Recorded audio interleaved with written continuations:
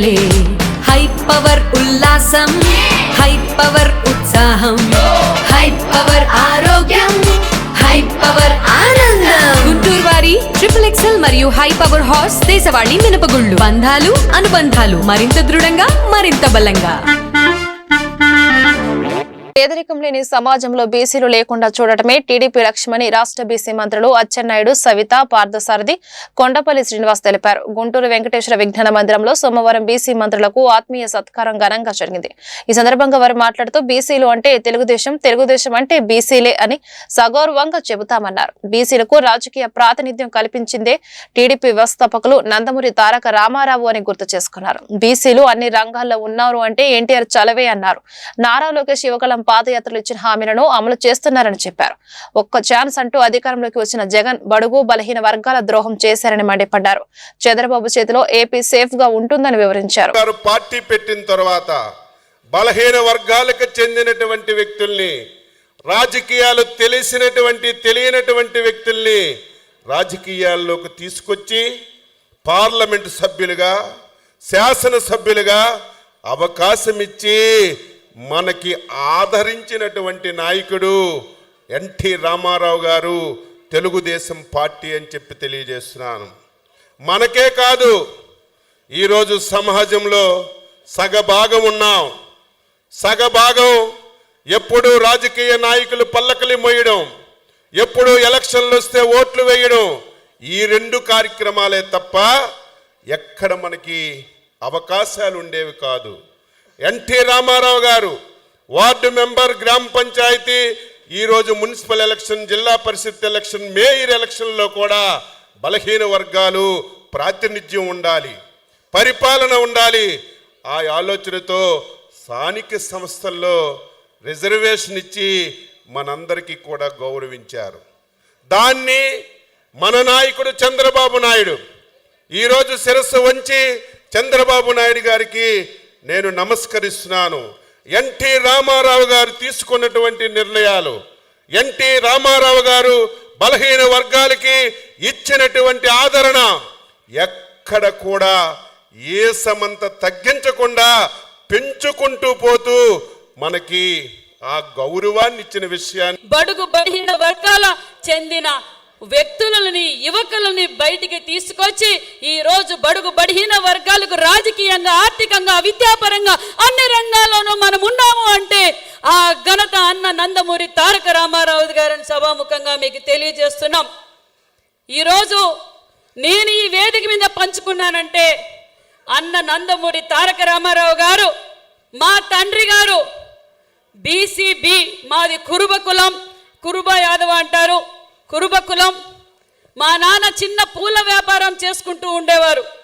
మా నాన్నను గుర్తించి యువకుడు, విద్యావంతుడు అని చెప్పి మా ఎమ్మెల్యే సీట్ ఇచ్చి 14 శాఖలకు మంత్రిగా ఇచ్చిన ఘనత అన్న నందమూరి తారక రామారావు గారు అనే విషయాన్ని కూడా మీకు తెలియజేస్తున్నాం.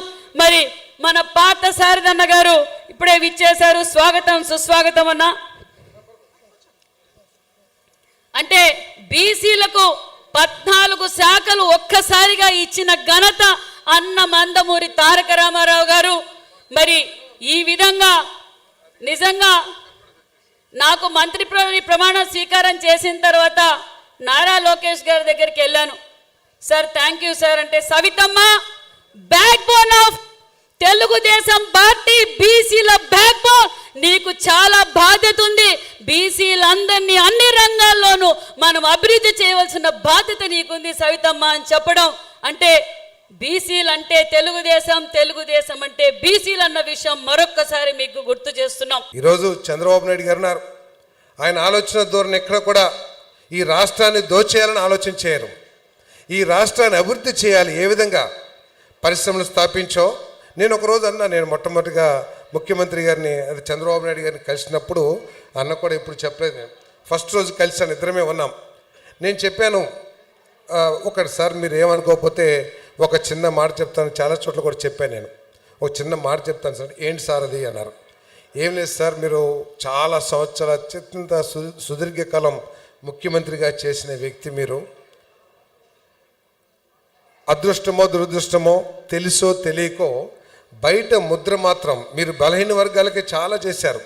ఫైనాన్షియల్ ఆర్థిక సహాయం కానివ్వండి, వాళ్ళు ఆర్థికంగా సామాజికంగా పెరగటానికి చాలా పథకాలు తీసుకొచ్చారు. కానీ అది ప్రభుత్వ లోపమో లేకపోతే ఆలోచనలో లోపమో నాకు తెలియదు. కానీ మీకు ఒక పారిశ్రామికవేత్తలకు అనుకూలంగా ఉండే ముఖ్యమంత్రిగా, అదేవిధంగా ఒక సాఫ్ట్వేర్ రంగాలకి అనుకూలంగా ఉండే ముఖ్యమంత్రిగా ముద్ర వేసింది ఈ సమాజం సార్. దాన్ని మనం కొద్దిగా దాన్ని కొద్దిగా పక్కన పెట్టి బలహీన వర్గాల వ్యక్తిగా, దళిత వ్యక్తిగా కొంచెం మీరు చేయాలంటే పాయింట్ పెట్టి ఈరోజు ముందుకు వెళ్తున్నాం.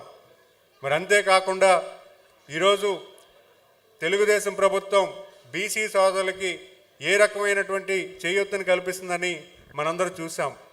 చాలా విషయాల్లో మనకి సప్లాన్ల ద్వారా ప్రతి ఒక్కరికి కూడా చేయూతను కల్పించే విధంగా ప్రతి డిపార్ట్మెంట్లో కూడా ఎక్సైజ్ చేయడం జరుగుతుంది. ఈరోజు విద్యా వ్యవస్థ అవచ్చు, బీసీ హాస్టల్లో ఎంతోమందికి ఉన్నతమైన ప్రదేశాన్ని ఇస్తూ, ఆరోగ్యమైన భోజనం ఇస్తూ, వైద్య కూడా ఇవ్వడం కూడా జరుగుతుంది. రీసెంట్గా వైద్య పరీక్షలు కూడా హాస్టల్లో పిల్లలకు చేయించడం, మెరుగైన వైద్యం కూడా ఇచ్చే విధంగా ప్రభుత్వం ఏర్పాటు చేస్తుంది. అంతేకాకుండా బీసీ హాస్టల్లో గత ప్రభుత్వం నిర్లక్ష్యం వల్ల 80% పూర్తయి ఖాళీగా ఉన్న హాస్టల్స్ అన్నీ కూడా ప్రభుత్వం వచ్చిన 7 మాసాల్లో రిపేర్ చేయడం జరుగుతుంది. మరి అంతేకాకుండా బీసీ కమ్యూనిటీ హాల్స్ని కూడా ఈరోజు ప్రభుత్వం ఏర్పడిన 7 నెలల్లో దానికి కూడా ఒక బడ్జెట్ కేంద్రీకరించి దానికి కూడా ఇవ్వడం జరుగుతుంది.